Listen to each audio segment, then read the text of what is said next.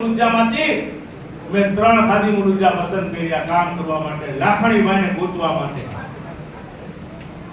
એક ભરૂચના આરીફભાઈ પોલીસમાં હતા. પોલીસ હોય એટલે એને વાત કરવાની ખબર પડે. સામે વાળી પોલીસ કોઈ બીવડાવતી હોય તો એ બીવે નહીં, ફંતથી વાત કરીએ કે એટલે આરીફભાઈ ત્રીજી વાર હજની ખિદમતમાં ગયા હતા સરકારમાંથી.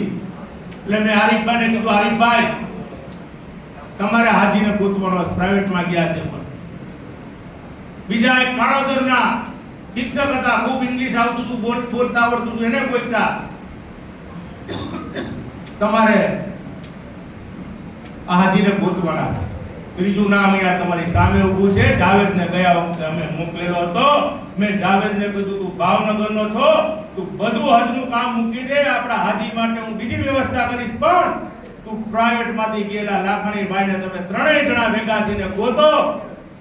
આજ જાવેદ, આજ આરીફભાઈ, આજ કાણોદરના ખાદિમ ઊર્જા 1 દિવસ 2 દિવસ 3 દિવસ બધા રસ્તામાં જ્યાં ડેડ બોડી પડી હોય એ ચેક કરી, જ્યાં હોસ્પિટલોની અલગ અલગ હોસ્પિટલોમાં ગયા, અહીંયા છે ગોતતા ગોતતા કબ્રસ્તાનમાં ગયા.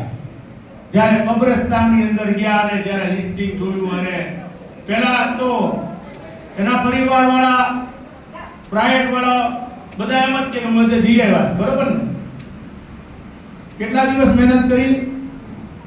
5 થી 6 દિવસ. આજ ખાદી ઊર્જા, આજ લોકો એ લાખણીભાઈને ગોતતા ગોતતા કબ્રસ્તાને ગયા ત્યારે ખબર પડી કે એમની તો દફન વિધિ પણ થઈ ગઈ છે.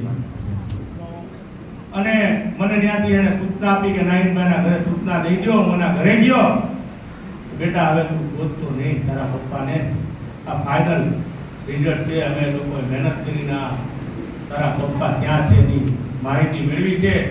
એ છોકરો આજની તારીખમાં આ મંચે બોલાવું ને તો ટૂર વાળાને બેફામ બોલશે, કારણ કે આ ટૂર વાળાએ એને સિંગલ ફોન નથી કર્યો, એની માટે એકે વિભાગમાં જઈને જોયું બી નથી કે એનો હાજી ક્યાં છે.